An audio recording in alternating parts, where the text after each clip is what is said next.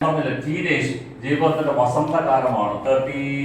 13 വയസ്സ്, 14, 14, 15, 16, 17, 18, അങ്ങേയറ്റം വന്നാൽ 19, 19 തീർന്നു. പിന്നെ സ്റ്റാർട്ട് ചെയ്യുന്നത് 20 അഡോളസൻസ് ആണ്. അതുകൊണ്ട് 20 വയസ്സുകാരന്റെ ഒരു മനസ്സുണ്ടാവരുത്, മറിച്ച് ഒരു 16 വയസ്സുകാരന്റെ, ഒരു 18 വയസ്സുകാരന്റെ. ഇവിടെയാണ് ജീവിതം കുറച്ചുകൂടി സ്ട്രെസ് ഫ്രീ ആയിട്ട്.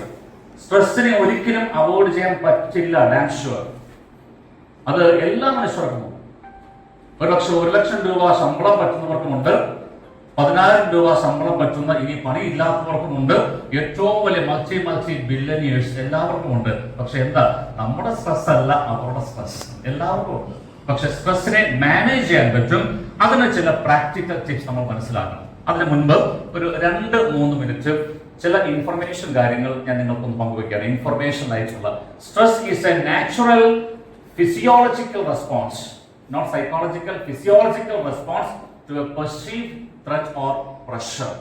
Okay, അതിനകത്ത് നമ്മുടെ ഫിസിയോളജി ഇൻവോൾവ് ആണ്, ശാരീരികമായ ശരീരം ഇൻവോൾവ് ആണ്, സൈക്കോളജിക്കൽ നമ്മുടെ ഇമോഷൻസ് ഇൻവോൾവ് ആണ്. കാരണം മനസ്സും ശരീരവും നമുക്ക് മാറ്റിവെക്കാൻ പറ്റാത്ത ഇൻസെപ്പറബിൾ ആണ് ഒരു പരിധി വരെ. മനസ്സിന് എന്തൊക്കെ ഉണ്ടാകുന്നുണ്ടോ അതെല്ലാം ശരീരത്തിൽ ഉണ്ടായിരിക്കും.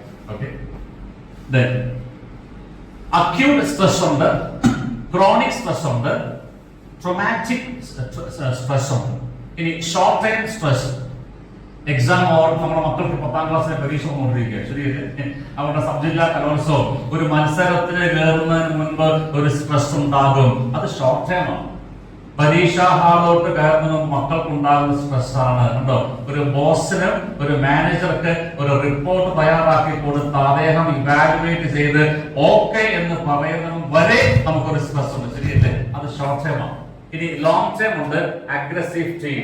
ഒരു ദിവസം അല്ല സാറേ, 1 വർഷമായി എന്റെ ബോസ്, എന്റെ സബോർഡിനേറ്റ്സ്, എന്റെ കൊളീഗ്സ് തലവേദന തന്ന് ഒരു ദിവസമല്ല, 1 മാസവുമല്ല, വർഷങ്ങളോളം ഒരു അഗ്രസീവ് ടീമിന്റെ കൂടെ വർക്ക് ചെയ്യുമ്പോൾ അതൊരു ലോങ് ടൈം ആണ്, ശരിയല്ലേ? ഉണ്ടോ? ഷോർട്ട് ടൈം ഉണ്ട്, ലോങ് ടൈം ഉണ്ട്. ഇനി സിറ്റുവേഷൻ ഉണ്ട്. രാവിലെ വരുന്ന വഴിക്ക് ഒരു ആക്സിഡന്റ് കണ്ടു, പെട്ടെന്ന് സിറ്റുവേഷണൽ കണ്ടോ. ദെൻ നിങ്ങൾക്ക് ഒരു നാച്ചുറൽ ഡിസാസ്റ്റർ, ഇന്നലെ വൈകുന്നേരം ഒരു പെട്ടെന്ന് ഒരു കൊടുങ്കാറ്റുണ്ടായി, ഒരു ഇടിമിന്നലുണ്ടായി, ആകെപ്പാടെ ഒരു natural calamity, disaster or some sort of abuse. ഇതുപോലെയാണ് സ്ട്രെസ്. വളരെ ചെറിയ രീതിയിലുള്ള ഒരു ഇൻഫർമേഷൻ മനസ്സിലാക്കാൻ വേണ്ടി.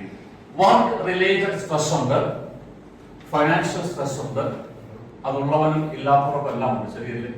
ഇന്നിപ്പോൾ ഈ ഒരു സോഷ്യൽ മീഡിയയുടെ കാലഘട്ടത്തിൽ ഒരുപാട് റിട്ടയർമെന്റ് ചെയ്യുന്ന ആൾക്കാർ സൂക്ഷിക്കേണ്ട ഒരു മേഖലയാണ് ഫിനാൻഷ്യൽ. അതിനെപ്പറ്റി എല്ലാം കൃത്യമായ ക്ലാസ് ഉണ്ടായിട്ടുണ്ട്. ഓക്കെ, നിങ്ങൾക്ക് കിട്ടുന്ന ഫണ്ട്, നിങ്ങൾക്ക് കിട്ടുന്ന ഫിനാൻഷ്യൽ കാര്യങ്ങൾ എങ്ങനെ മാനേജ് ചെയ്യണം, അത് സ്ട്രെസ് ഫ്രീ ആയിരിക്കണം. അതിലേക്കൊന്നും കടക്കുന്നില്ല. റിലേഷൻഷിപ്പിന്റെ സ്ട്രെസ് ഉണ്ട്, ഹെൽത്ത് സ്ട്രെസ് ഉണ്ട്, എൻവയോൺമെന്റൽ സ്ട്രെസ് ഉണ്ട്. ചില ആൾക്കാർക്ക് വലിയ സൗണ്ട് കേട്ടാൽ അല്ലേ, ഒരു ഹെഡ്ലൈറ്റ് അല്ലെങ്കിൽ രാത്രി വണ്ടി ഓടിക്കാൻ ബുദ്ധിമുട്ട്, ഇതൊക്കെ സ്ട്രെസ് ഫാക്ടേഴ്സ് ആയിട്ട് മാറാം. ഫിസിക്കൽ സിംറ്റംസ് ഉണ്ട്, ഇമോഷണൽ സിംറ്റംസ് ഉണ്ട്, ബിഹേവിയറൽ സിംറ്റംസ് ഉണ്ട്. ഇതെല്ലാം സിംറ്റംസ് ആണ്. തലവേദന ഒരു രോഗമാണോ അതോ രോഗലക്ഷണമാണോ? രോഗലക്ഷണമാണ്. പക്ഷെ ശ്രദ്ധിക്കുന്നില്ല എങ്കിൽ ആ ലക്ഷണം കിടന്ന് തലവേദന ഒരു മെനിഞ്ചൈറ്റിസ് ആയിട്ട് മാറാം, ശരിയല്ലേ? ഒരു ബ്രെയിൻ ഡാമേജ് ആയിട്ട് മാറാം. അതുകൊണ്ട് നമ്മൾ സിംറ്റത്തെയാണ് കൂടുതൽ സൂക്ഷിക്കേണ്ടത്.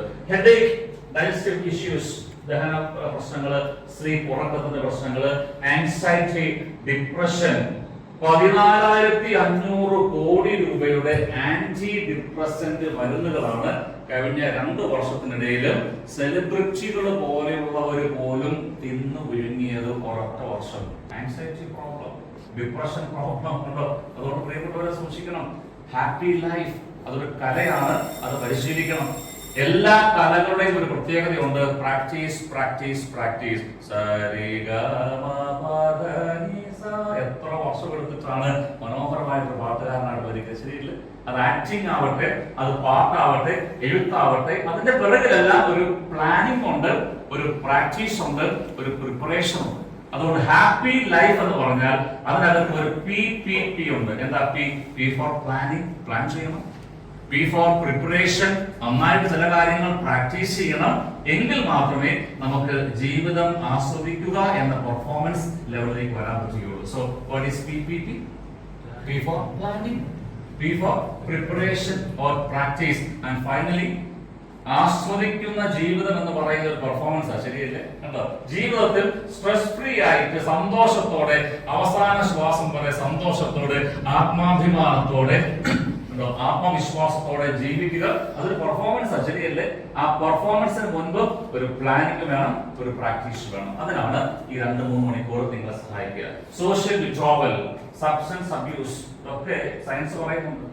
നമ്മൾ പറയും ചില സബ്സ്റ്റൻസ് അബ്യൂസുകൾ, മദ്യ, മയക്കുമരുന്ന്, ലഹരികൾ, പല കാരണങ്ങളുണ്ട്.